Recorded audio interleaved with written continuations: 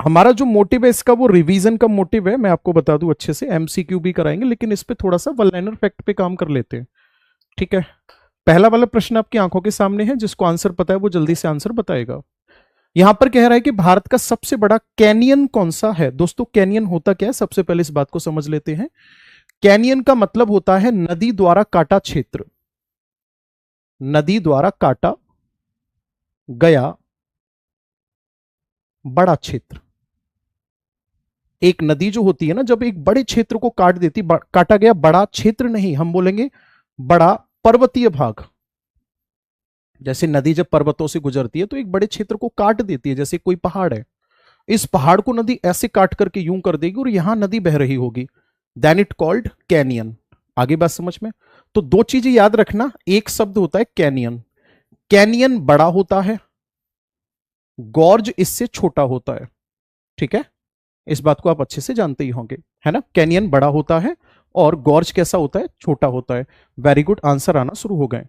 अगर मैं बात करूंगा हमारे भारत का सबसे बड़ा कौन सा है, तो भारत का सबसे बड़ा जो कैनियन है, ध्यान से सुनना, उसका नाम है गैंडी कोटा। भारत का पूछ रहा है गधो, विश्व का नहीं पूछ रहा है मुझसे, और गलत करवा देते। और ये पेन्नार नदी बनाती है इसको, हमारे भारत का जो है। ठीक है, कौन सी पहाड़ी को काट करके बनाती है, तो आंसर होगा इर्रामाला पहाड़ी को। कौन सी पहाड़ी, इर्रामाला पहाड़ी को काट करके बनाती है। और ये कहां पर बनाती है, तो तब आपका आंसर होगा आंध्र प्रदेश में। आगे बात समझ में, आंध्र प्रदेश में। अब एक पॉइंट से आपको यह भी पता चल गया कि इर्रामाला पहाड़ी कहां पर है, आंध्र प्रदेश में है। और अगर यहीं पर विश्व का पूछ लेता है आपसे, तो विश्व का है ग्रांड कैनियन। विश्व का कौन सा है, ग्रांड कैनियन। और यहां अगर आपसे पूछता है कि कौन सी कंट्री में है, यूएसए में है, और कौन सी नदी बनाती है इसको, तो आपका आंसर होगा कोलोराडो नदी। पहला पॉइंट क्लियर किया मैंने आपका। ठीक है, पूरा एक्सप्लेन कर दिया, समझ में आ गया। आगे बढ़ जाएं, चलिए जी। ऑपरेशन ब्लू माउंटेन का संबंध किससे है, आप लोगों को याद आ रहा होगा, ऑपरेशन ब्लू स्टार नहीं, ब्लू माउंटेन की बात कर रहा है। दोस्तों दरअसल में बात क्या है, बात है 1964-65 के आसपास की बात है, जब चाइना अपने यहां पर एटॉमिक वेपन्स का एक्सपेरिमेंट कर रहा था। तो जब चीन अपने यहां पर एटॉमिक वेपन्स का एक्सपेरिमेंट कर रहा था, तो हमारे यहां की खुफिया एजेंसी ने यूएसए के साथ मिलकर के एक मिशन को अंजाम देने का पूरा पूरा हमारा प्लान था, उसी को ऑपरेशन ब्लू माउंटेन कहा गया था। और इस मिशन के अंतर्गत टारगेट ये रखा गया था कि जो नंदा देवी माउंटेनियस पीक उत्तराखंड की है, वहां पर प्लूटोनियम से भरे हुए सिलेंडर लगाने हैं और फिर उससे मॉनिटर करना है कि चाइना क्या एक्टिविटी कर रहा है। अनफॉर्चुनेटली ये जो मिशन था वो सक्सेसफुल नहीं रहा था। यहां से आपको एक पॉइंट और पढ़ने को मिलता है, और वो पॉइंट ये है कि नंदा देवी चोटी किस राज्य में है, उत्तराखंड में है। आगे बढ़ जाएं, चलिए जी तीसरे पॉइंट पे चलते हैं। जॉनसन लाइन जो लास्ट यूपीएसआई वाले एग्जाम में पूछी जा चुकी है, और इसमें कह रहा है कि जो जॉनसन लाइन है, आगे बात समझ में, जॉनसन लाइन भारत के किस पड़ोसी देश के साथ है। अब बताओ जल्दी से, करेक्ट आंसर इसका क्या होगा, क्या लग रहा है आपको, बताओ बताओ फटाफट से बताओ। जॉनसन लाइन जो है वो भारत के किस पड़ोसी देश के साथ में है। अगर हम जॉनसन लाइन की बात करेंगे तो ये हमारे चाइना के साथ में है। किसके साथ में है, चाइना के साथ। और सबसे पहले इसी लाइन को ड्रॉ किया गया था, और याद रखना भारत इसे ही मानता है। आगे बात समझ में, भारत इसे मानता है। भारत कहता है हम तो इसी को मानेंगे, क्यों, क्योंकि आज आप इंडिया का मैप ड्रॉ कर रहे हो ना, वो जॉनसन लाइन वाला मैप है। आगे बात समझ में। और वहीं अगर मैं बात करूंगा तो फिर एलएसी लाइन जो है वो कब ड्रॉ की गई, 1962 में। और वहीं अगर आपसे पूछा जाता है भारत और चीन के बीच में जो मैकमोहन रेखा है, ये नीचे दे रहा है, भारत मैकमोहन रेखा को कब खींचा गया, तो आपको अच्छे से याद आ रहा होगा कि मैकमोहन रेखा जो है ये भारत और चीन के बीच में खींची गई थी, कब, 1914 में। ठीक है, कौन सा समझौता हुआ था, शिमला समझौता।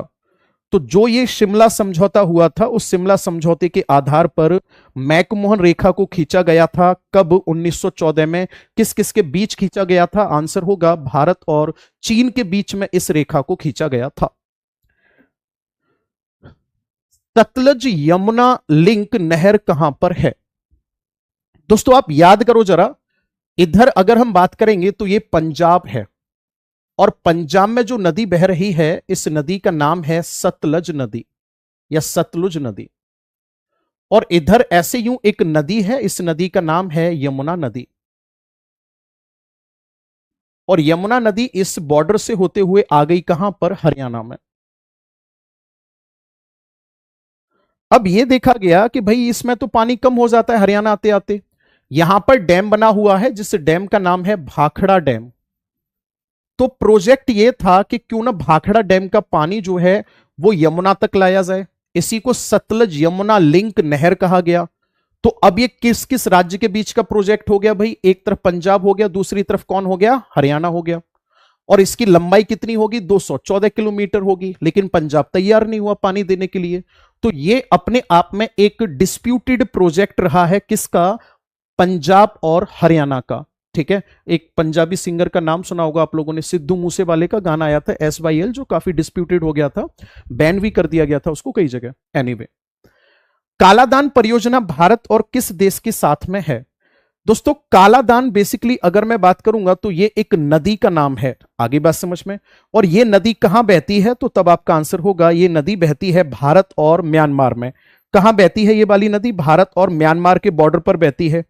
तो कॉमन सेंस वाली बात यह है कि अब यहां पर प्रोजेक्ट ये कोई चाइना का या ये होनोलुलु का प्रोजेक्ट थोड़ी हो जाएगा। क्यों? प्रोजेक्ट किसका होगा? भारत और म्यांमार का होगा। और इस प्रोजेक्ट के अंतर्गत भारत क्या कर रहा है?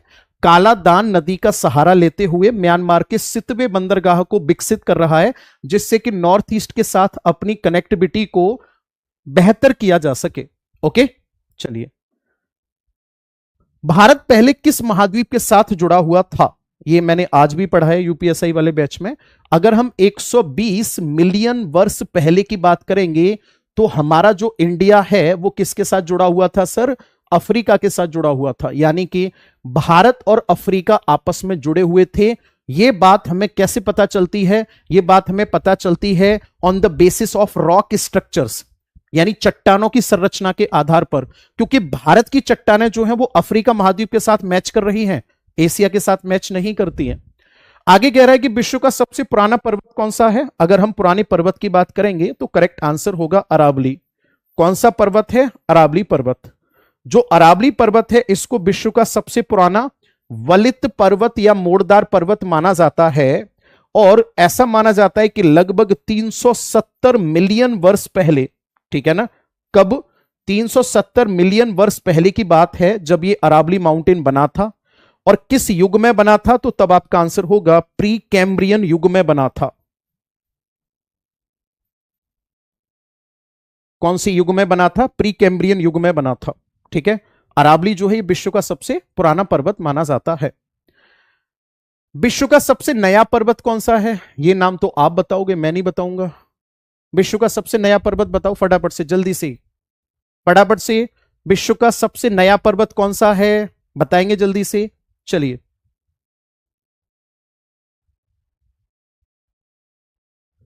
सर आप पढ़ा रहे हैं, बच्चे कमेंट कर रहे हैं, ई लिए तो आप सही नहीं पढ़ा रहे हैं। आप अपनी बात रखना चाह रहे हैं, बच्चों की बात रखना चाह रहे हैं? पहली बात, वो बच्चे नहीं, आपके क्लासमेट हैं। ठीक है, हाँ भाई। सबसे नया पर्वत जो है ये माना जाता है हिमालय।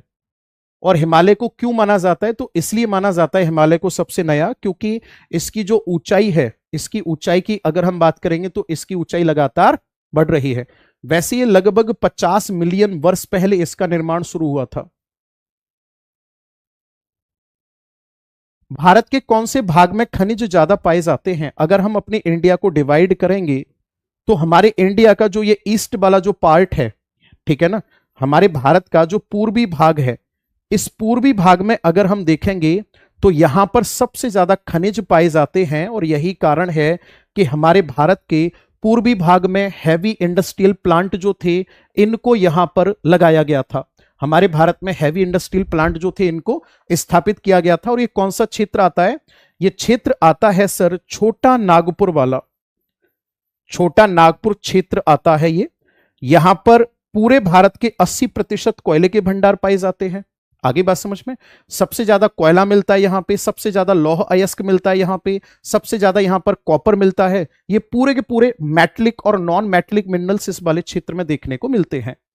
अगले पॉइंट पर आ जाते हैं। भारत का ऐसा राज्य जो सिर्फ एक राज्य से सीमा साझा करता है वो कौन सा होगा? आप यहां पे सिक्किम लिख सकते हो, ठीक है ना। सिक्किम ऐसा है जो साउथ में किसके साथ सीमा साझा करता है?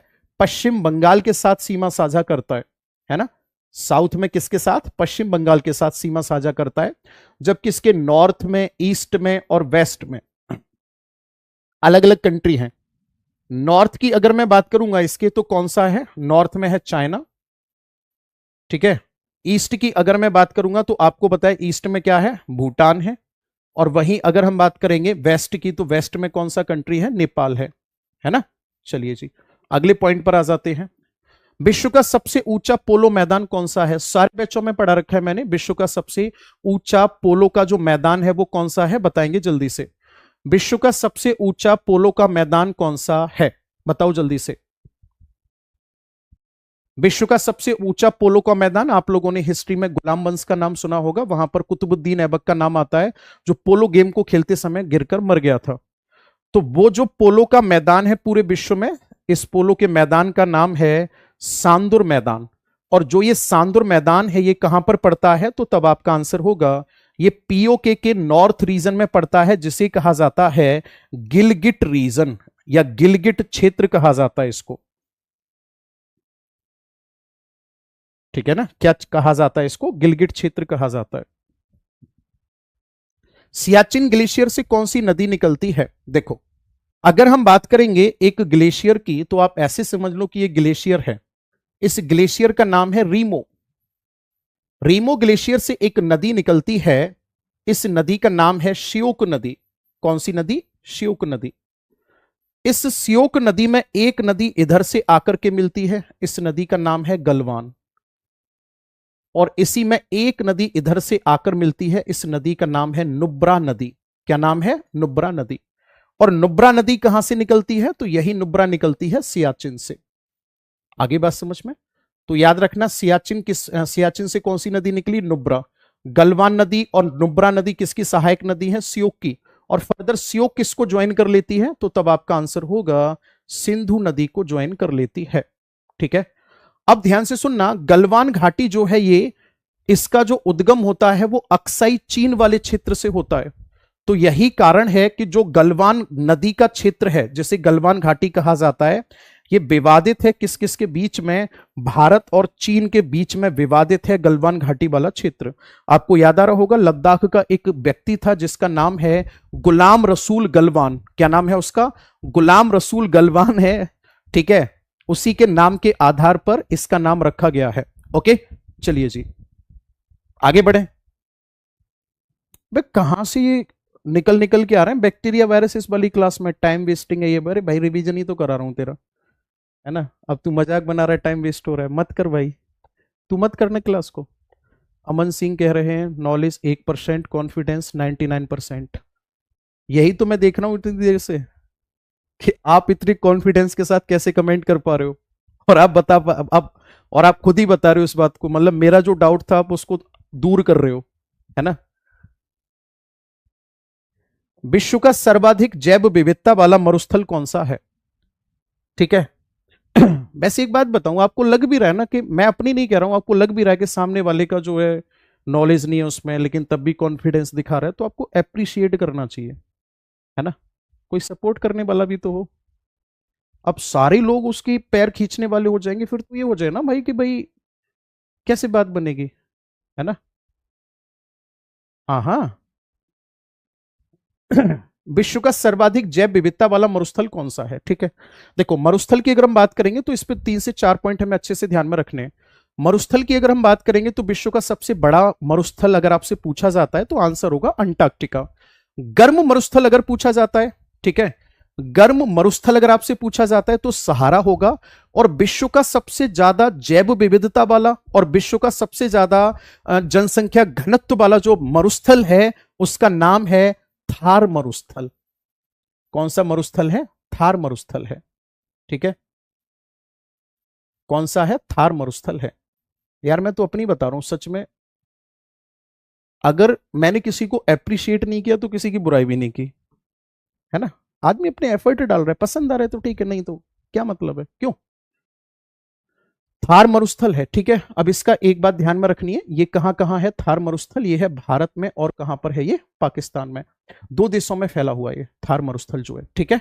चलिए जी, पम्बन पुल किस किस को जोड़ता है? देखो पम्बन पुल की बात कर रहा है यहां पे, आपको याद आ रहा होगा अभी थोड़े दिन पहले मोदी जी ने उद्घाटन किया था नए पुल का। पम्बन पुल की अगर हम बात करेंगे तो आपको मैप याद आ रहा होगा। पम्बन पुल जो है ये कनेक्ट करता है यहां जो तमिलनाडु की मुख्य भूमि है, इस पे यहां पर ये पम्बन पुल है, सॉरी पम्बन द्वीप है। और जो ये पम्बन द्वीप है ये कनेक्ट करता है यहां पर, ये वाला जो ब्रिज है ये इसको इससे कनेक्ट करता है। यहीं इसको रामेश्वरम भी कहा जाता है, और यहां पर हमारे भारत की अंतिम सड़क है जिसका नाम है धनुषकोडी, ठीक है। क्या नाम है? धनुषकोडी।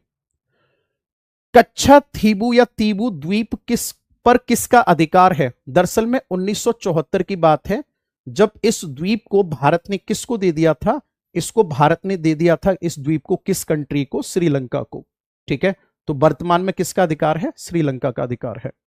भूटान को तड़ित झंझा का देश क्यों कहा जाता है? तड़ित झंझा का मेरे दोस्त देश का तड़ित झंझा का मतलब होता है जहां थंडरिंग होती हो, जहां बिजली चमकती हो बहुत ज्यादा।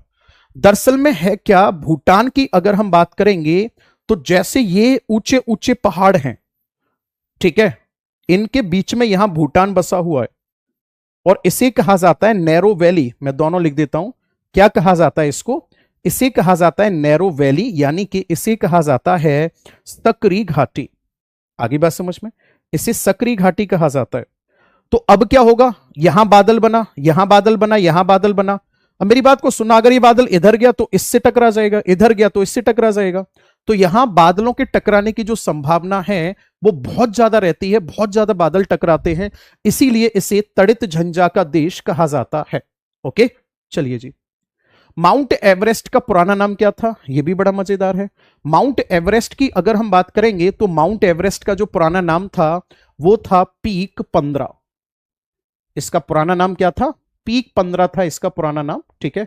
1860 के आसपास की बात है जब इसका नाम माउंट एवरेस्ट पड़ा है। और माउंट एवरेस्ट कौन थे? वो पहले ऐसे व्यक्ति थे जिन्होंने इसका मेजरमेंट किया था। और हमारे भारत के ये कौन थे? ध्यान से सुनना, ये हमारे भारत के सर्वेयर रहे थे। ओके, चलिए। भारत का सर्वाधिक कटान वाला तट कौन सा है? बताओ। आपको ऐसे तटीय क्षेत्र का नाम बताना है जहां पर सबसे ज्यादा प्रेजेंट टाइम में कटान हो रहा है, और मैंने ये बात आपको बैचेस में पढ़ाई भी है। अगर हम अपने भारत के तटीय क्षेत्र की बात करेंगे तो हमारे भारत का एक तट है जिसका नाम है मालाबार तट। कौन सा तट? मालाबार तट। मालाबार तट कहां पड़ता है सर? केरल में पड़ता है। किस बात के लिए जाना जाता है? यहां पर मोनाजाइट सैंड पाई जाती है। क्या पाई जाती है यहां पर? मोनाजाइट सैंड या मोनाजाइट बालू पाई जाती है, ठीक है। आगे अगर हम बात करेंगे तो ये 6 मीटर प्रति वर्ष की दर से इसमें कटाव हो रहा है, जो कि एनवायरमेंटल इश्यू को दिखा रहा है। ये गंभीर समस्या है, यानी 6 मीटर ये इधर केरल की तरफ बढ़ता जा रहा है, समुद्र की तरफ से, ठीक है। चलो आगे बढ़ जाएं। भारत की किस नदी को खारे पानी के लिए जाना जाता है? देखो, एक नदी है जिसका नाम है लूनी नदी। लूनी नदी की अगर हम बात करेंगे तो ये कहां से निकलती है सर? अजमेर, राजस्थान में बहती है, अजमेर से निकलती है। अजमेर के बाद जब ये बहते हुए पहुंचती है कहां पर? बाड़मेर। कहां पर पहुंचती है? बाड़मेर, राजस्थान में ही। बाड़मेर में एक जगह पड़ती है जिसका नाम है बालोतरा। बालोतरा नामक स्थान पर जब ये पहुंचती है तो यहां पर इसका पानी कैसा हो जाता है? इसका पानी खारा हो जाता है, ठीक। आगे कह रहा है अगले पॉइंट में, तैरता हुआ राष्ट्रीय उद्यान कहां पर स्थित है? यानी कि फ्लोटिंग नेशनल पार्क के बारे में आपको बताना है कि हमारे भारत का ही नहीं पूरे विश्व का एकमात्र ऐसा नेशनल पार्क है जो कि फ्लोटिंग नेशनल पार्क है। और ये कहां पर है सर? मणिपुर। और मणिपुर में भी कहां है? मणिपुर के मोरंग जिले में है। मणिपुर मोरंग में है ये। यहां पर बेसिकली एक झील है जिसका नाम है लोकटक झील। और लोकटक झील जो है इसमें एक वनस्पति पाई जाती है जिसे कहा जाता है फ्यूमडिस। क्या कहा जाता है? फ्यूमडिस कहा जाता है। तो जो ये फ्यूमडिस होते हैं ना, इन फ्यूमडिस की अगर हम बात करेंगे तो इसी के ऊपर वनस्पति बनती है, मतलब यहां पर उग जाती है। तो इसी से जो पार्क बनता है यहां पर, उस पार्क का नाम है कीबुल लामजाओ। क्या नाम है? कीबुल लामजाओ। तो कीबुल लामजाओ के नाम से मणिपुर में जो राष्ट्रीय उद्यान है उसको हमें अच्छे से ध्यान में रखना है, और ये पूरे विश्व का एकमात्र नेशनल पार्क है। ठीक है, चलिए जी। गिर वन क्षेत्र जो है वो किस जानवर के लिए जाना जाता है? बेसिकली अगर मैं आपसे बात करूंगा गिर वन क्षेत्र की, तो जो गिर वन क्षेत्र है ना, ये जाना जाता है सर किसके लिए? एशियाटिक लॉयन के लिए जाना जाता है, शेर के लिए जाना जाता है, ये है ना। वो बात एक अलग है कि मध्य भारत में शेर और चीता अलग है इंस्टाग्राम वाले, लेकिन ये इस गिर वन वाला शेर है ये, ठीक है, जिसको शेर कहते हैं वो ये है। इसकी अगर हम बात करेंगे तो कौन से स्टेट का है ये? गुजरात का है। ठीक है, अगला स्टेटमेंट जो है वो बहुत अच्छा है, समुद्री खीरा। ठीक है, जिसे कहा जाता है सी कुकम्बर। सी कुकम्बर की अगर हम बात करेंगे तो सबसे पहली बात तो ये जीव का नाम है, कोई खीरा ऐसा नहीं है जो खाने वाला है। ठीक है, समुद्री खीरा की अगर हम बात करेंगे तो इसके स्मगलिंग को लेकर के एक गंभीर समस्या है। तो जब गंभीर समस्या इसकी स्मगलिंग को लेकर आई, इंटरनेशनल मार्केट में काफी वैल्यूएबल है ये, तो इसके संरक्षण के लिए भारत ने अपने देश में कदम उठाया। और आप लोगों ने हमारे इंडिया का एक बहुत ही खूबसूरत क्षेत्र का नाम सुना होगा, लक्षद्वीप। लक्षद्वीप में एक पार्क खोला गया है जिसका नाम है मोहम्मद कोया।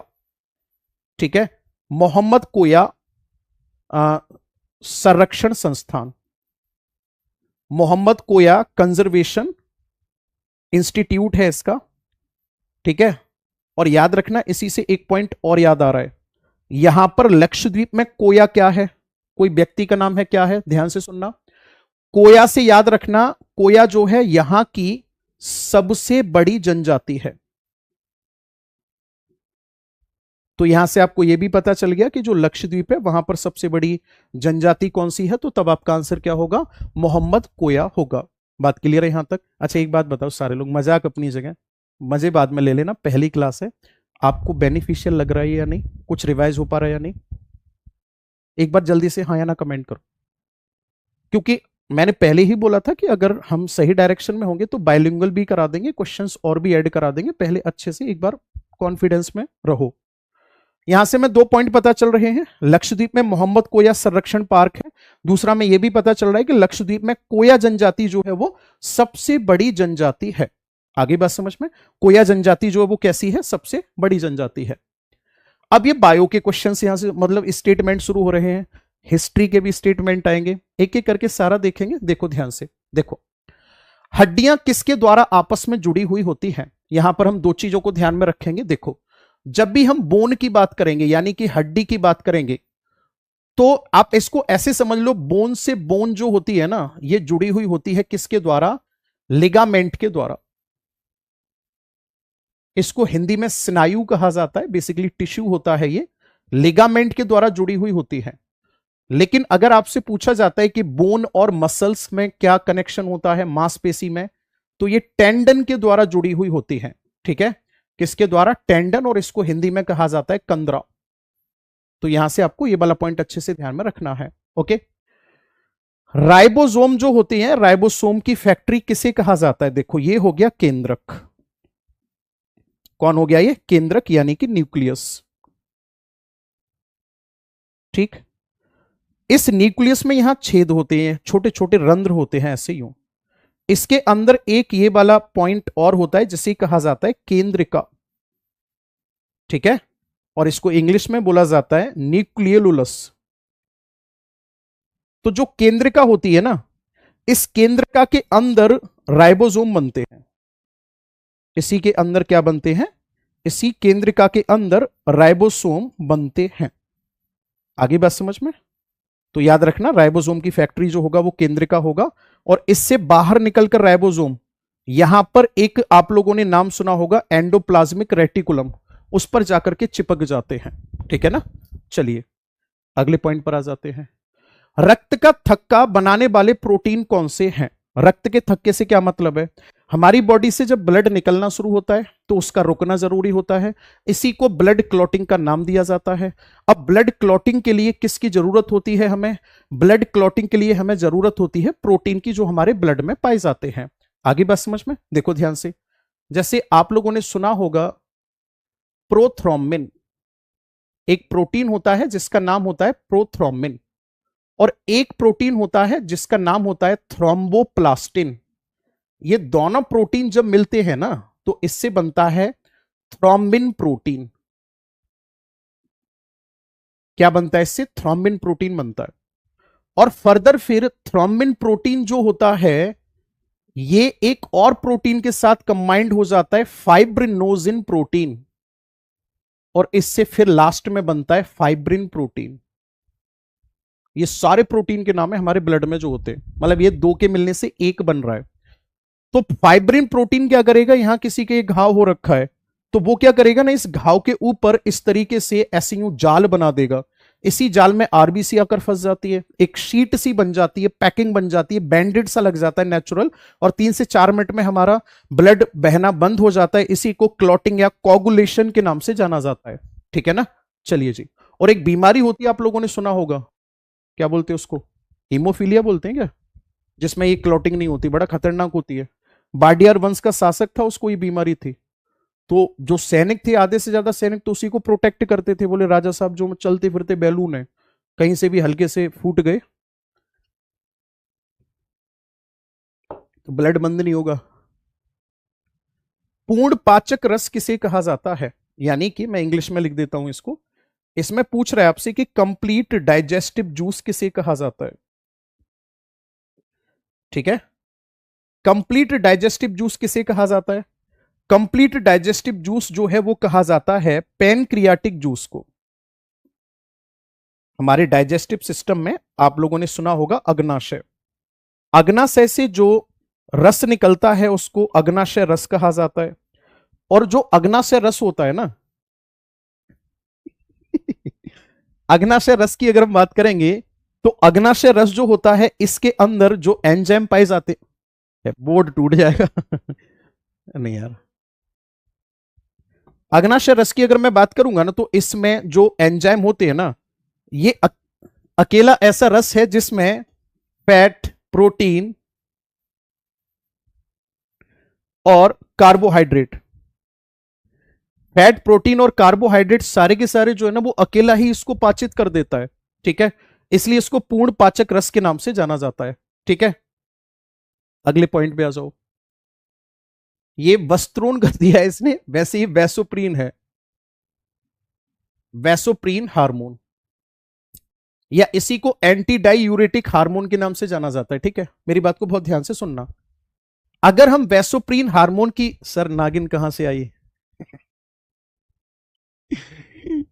बेटे बहुत खतरनाक नागिन है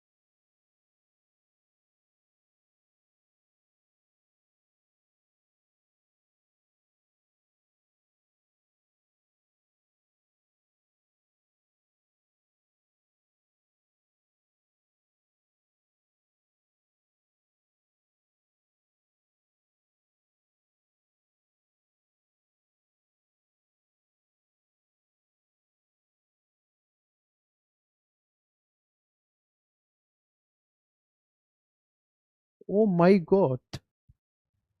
वैसोप्रीन की अगर मैं बात करूंगा तो ये यूरिन में वाटर को कंट्रोल करता है, यानी कि जो टॉयलेट होता है उसमें यूरिन की मात्रा को कंट्रोल करने का काम करता है। ठीक है, अब होगा क्या, मान के चलो किसी व्यक्ति ने अल्कोहल कंज्यूम कर लिया या फिर बहुत ज्यादा कॉफी पी रखी है, चाय पी रखी है, तो ऐसे केस में जो ये एडीएच हार्मोन है ये वीक हो जाता है। एडीएच हार्मोन वीक होगा तो वाटर में यूरिन बढ़ जाएगा। यानी कहने का मतलब ये है कि एक शराबी व्यक्ति जिसने अल्कोहल ले रखा है या बहुत ज्यादा चाय या कॉफी पीने वाला जो व्यक्ति होगा उसको बार बार टॉयलेट आता है क्योंकि एडीएच हार्मोन उसका वीक हो जाता है। क्लियर है? चलिए, एड्रिनल ग्लैंड का कार्य क्या है? बेसिकली एड्रिनल ग्लैंड या अधिवृक्क ग्रंथि जो है ये कहां पर होती है, तो तब आपका आंसर होगा सर ये होती है किडनी के ऊपर। ठीक है, जो हमारी किडनी होती है ना, ये दोनों किडनी जो होती हैं, इन दोनों किडनी के ऊपर यहां पर ये एड्रिनल ग्लैंड होती है। और एड्रिनल ग्लैंड का काम क्या है सर, इससे हार्मोन रिलीज होते हैं एड्रिनल ग्लैंड से, और ये एड्रिनल ग्लैंड से रिलीज होने वाले जो हार्मोन हैं ये करते क्या हैं, कई बार आपने ऐसा देखा होगा कि अचानक से बॉडी के अंदर एक्स्ट्रा एनर्जी फील होती है। एक्स्ट्रा एनर्जी कैसे फील होती है, जैसे मान के चलो आप आराम से अपनी धुन में फोन पे बात कर रहे हो और आपने नीचे देखा कि कुछ है, नीचे तो सांप है, फिर आप सोचो कितनी तेज भागोगे। या कई बार ऐसा होता है कि एग्रेसिव मूड में आ जाता है इंसान, बाहर देखा कि किसी फैमिली मेंबर के साथ कोई हाथापाई कर रहा है और वो अचानक से उसने देखा तो वो एकदम एग्रेशन मूड में आ जाता है। तो इसके पीछे जो हार्मोन होता है वो एड्रिनल ग्लैंड से निकलने वाला ही हार्मोन होता है। साथ ही साथ इसको 4S ग्लैंड के नाम से भी जाना जाता है। 4S ग्लैंड का मतलब होगा यहां पर, यानी कि साल्ट रिटेनिंग का काम करेगी, हमारी बॉडी के जो साल्ट है उनको मेंटेन करेगी, सेक्सुअल हार्मोन को बैलेंस करेगी, शुगर मेटाबॉलिज्म का काम करेगी, और सोर्स ऑफ एनर्जी। ठीक है, तो ये एड्रिनल ग्लैंड हमारी किडनी के ऊपर होती है। अब चलिए आगे बढ़ते हैं। माय गॉड, असहयोग आंदोलन कब शुरू हुआ था, बताओ जल्दी से। नॉन कॉपरेशनल मूवमेंट की अगर हम बात करेंगे कब शुरू हुआ था, जलियांवाला, इसको अगर आप सीक्वेंस में देखोगे तो जलियांवाला बाग हत्याकांड हुआ, जलियांवाला बाग हत्याकांड होने के बाद में ही इसके विरोध में असहयोग आंदोलन की शुरुआत हुई थी, आपको याद आ रहा होगा, है ना। लेकिन बड़े दुख की बात यह थी कि जिस दिन असहयोग आंदोलन शुरू हुआ था, यानी कि 1 अगस्त 1920 को जिस दिन असहयोग आंदोलन शुरू हुआ था, उसी दिन भारत के एक महान स्वतंत्रता सेनानी और पत्रकारिता के लिए जाने जाने वाले व्यक्ति बाल गंगाधर तिलक जी का उसी दिन देहांत हो गया था, और उनके नाम पर तिलक फंड की स्थापना की गई थी। और ऐसा माना जाता है कि उस टाइम पर करोड़ों रुपए जो थे वो उस फंड में एकत्रित हो चुके थे।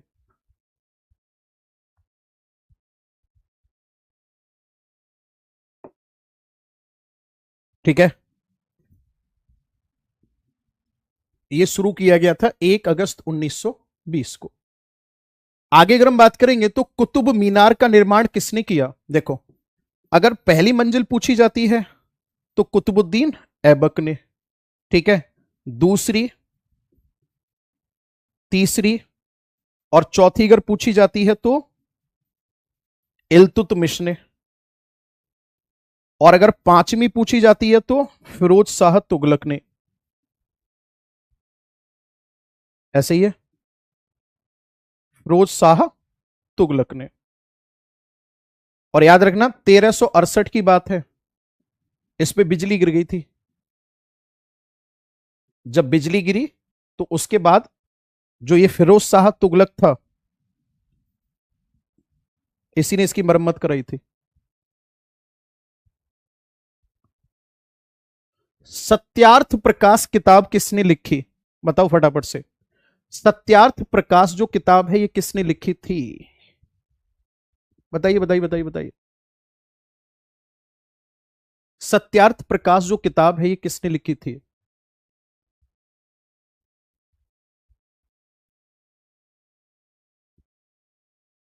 हम्म, देखो ये भी एक बहुत महान व्यक्ति थे जिनका नाम था दयानंद सरस्वती। समाज सुधारक आंदोलन में इनका नाम आता है और इन्होंने आर्य समाज की स्थापना की थी। और कब की थी, 1875-76 में की है ना। अगर आपसे पूछा जाता है स्वराज शब्द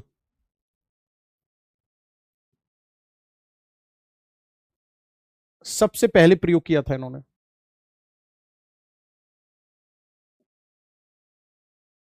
इन्होंने एक नारा लगाया था, वेदों की ओर लौटो।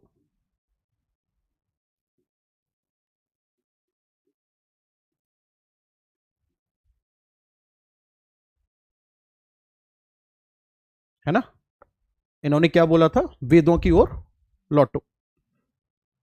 चूफाट नृत्य किस राज्य का है, आंसर होगा सिक्किम।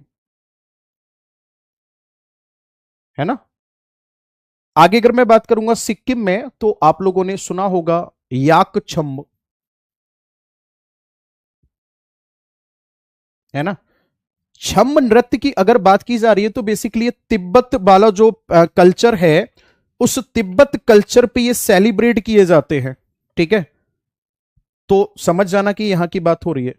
इसके बाद यहां पर है सिंघी छम, एक है यहां पर मुखौटा, एक है यहां पर मारूनी। इन सभी का जो रिलेशन है वो किससे है? सिक्किम से है। भारत में लौह इस्पात उद्योग का अधिकतम संकेंद्रण कहां पर है? आप सभी को अच्छे से पता है, ईस्ट वाले भाग में है ना। कौन से भाग में है? ईस्ट वाले भाग में है, अभी थोड़ी देर पहले मैंने बताया ही था। ठीक है, आगे अगर हम बात करेंगे, जयपुर में स्थित हवा महल किसने बनवाया था? ये कछवाहा शासक थे। ठीक है, कौन थे ये? कछवा शासक थे जिनका नाम था सवाई प्रताप सिंह। कछवा शासक सवाई प्रताप सिंह जो थे, इन्होंने बनवाया था। भारतीय राज्य की राज्यपाल राज्यपाल बनने वाली पहली महिला कौन थी? सरोजनी नायडू। ऐसा ही है।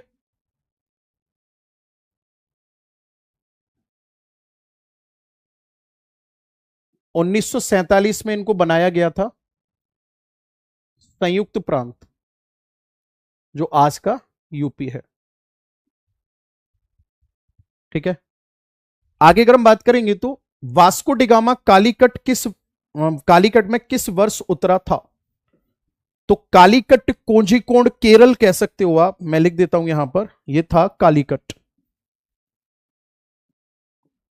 और कहां पर? कोझिकोड। ठीक है, और 1498 में यह यहां पर आया था। और इसने भारत की खोज नहीं की थी, भारत के लिए इसने, ठीक है, भारत के लिए इसने किसकी खोज की? समुद्री मार्ग की खोज की थी। और ये दोबारा भी आया था, यहीं पर इसका देहांत हो गया था। भारतीय ओलंपिक संघ यानी कि IOA की स्थापना कब हुई थी? अभी भारतीय ओलंपिक संघ की स्थापना यानी कि IOA की स्थापना कब हुई?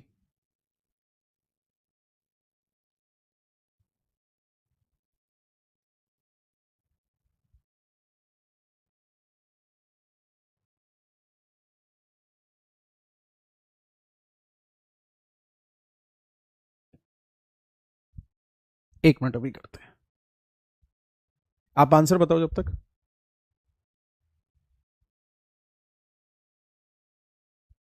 हाँ भाई,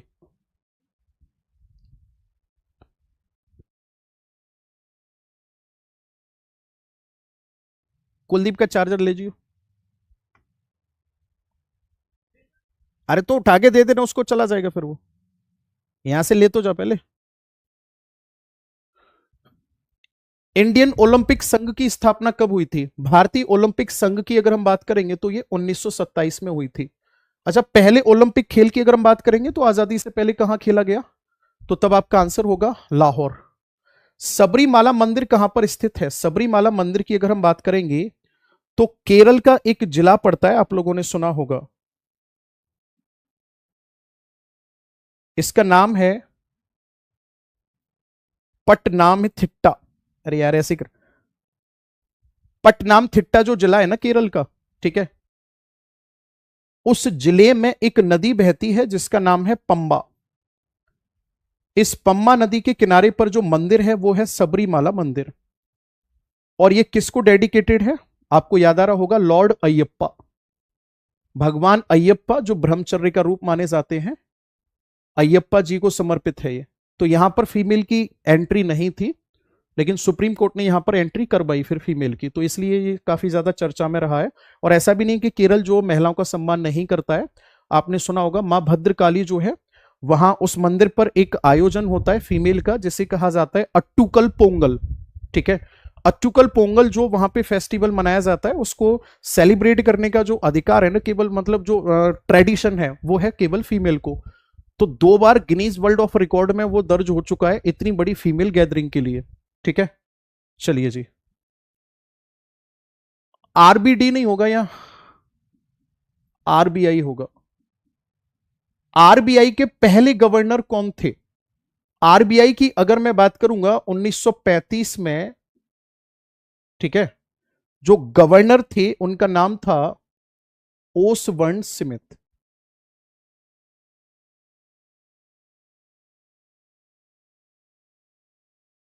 और 1943 से लेकर के 49 तक जो गवर्नर रहे हैं उनका नाम है सीडी देशमुख। यानी कि ऐसे कह लो कि आजादी के समय या आजादी के टाइम पर जो देशमुख थे, क्या नाम है, जो आरबीआई के गवर्नर थे उनका नाम क्या था? देशमुख। कांग्रेस का विभाजन किस वर्ष हुआ था? 1907। ठीक है, सूरत अधिवेशन।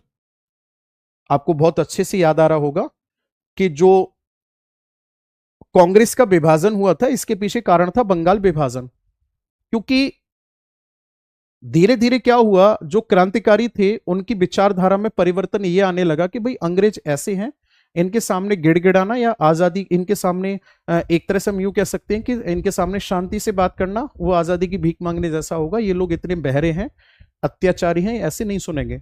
1905 में जब ये बंगाल का विभाजन किया तो उसके बाद में और ये वाली बात बहुत ज्यादा बढ़ चढ़कर होने लगी कि भाई अब हमें मतलब दो गुट बनने लगे।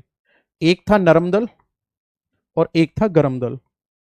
इनको लाल बाल पाल कहा जाता था। आगे की पूरी कहानी आपको पता ही है, ठीक है। बाल गंगाधर तिलक, लाला लाजपत राय, ठीक है, बिपिन चंद्र पाल। गरम दल के लोगों का यह कहना था कि अंग्रेजों को हम भाई साहब पीट पाट करके यानी क्रांतिकारी घटनाओं को अंजाम देकर हमें आजादी लेनी चाहिए। और नरम दल का यह मानना था कि हमें एक कानूनी तरीके से, एक कानून के लहजे में रहते हुए हमें आजादी की मांग करनी चाहिए।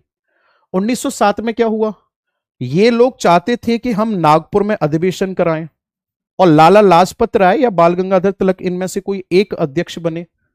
इन्होंने, नरम दल वालों ने क्या किया, यहां पर अधिवेशन करा दिया और जो रास बिहारी घोष थे उनको अध्यक्षता कराई। और यहीं से सूरत अधिवेशन में ही कांग्रेस जो थी वो अलग हो गई। हालांकि लखनऊ अधिवेशन जो हुआ था उसमें दोनों को एक कर दिया गया था। गांधी जी का पहला सत्याग्रह कब हुआ? 1917 की बात है। गांधी जी का पहला सत्याग्रह जो था वो चंपारण सत्याग्रह था। कौन सा सत्याग्रह था? चंपारण। चंपारण सत्याग्रह था और इसके पीछे कारण था नील के उत्पादन को लेकर के जो तीन कठिया प्रथा चल रही थी उसके विरोध में या फिर उसको खत्म कराने के लिए ये जो है सत्याग्रह थी। राजकुमार शुक्ल नाम के व्यक्ति जो थे उन्होंने गांधी जी को आमंत्रित किया था और गांधी जी का पहला सत्याग्रह और पहला ही सत्याग्रह इनका गांधी जी का सफल हुआ था। और इसका जो उल्लेख है आप लोगों ने एक क्या नाम है, एक नील दर्पण नाम से एक उपन्यास का नाम सुना होगा जो लिखा है दीन बंधु मित्र ने।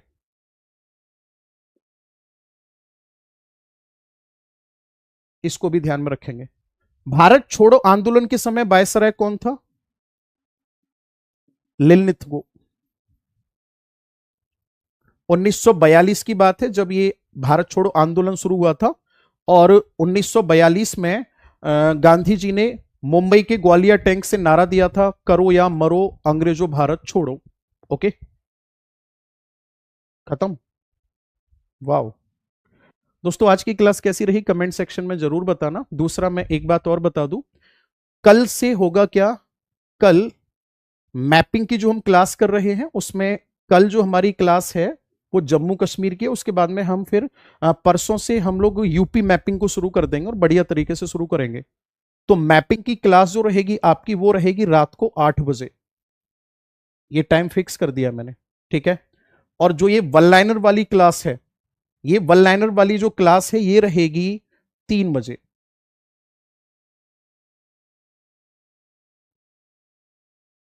कल का बता रहा हूं मैं। और ये आगे के लिए फिक्स है टाइमिंग जो है। मैपिंग को हम लोग 8 बजे ही रखेंगे।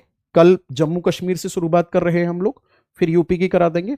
और मैपिंग की 8 बजे इसलिए रखी हुई है कि मैं पूरी तरह से इस टाइम पर फ्री हूंगा, ऑनलाइन ऑफलाइन कोई क्लास नहीं करेगा तो क्लास ऑफ नहीं होगी।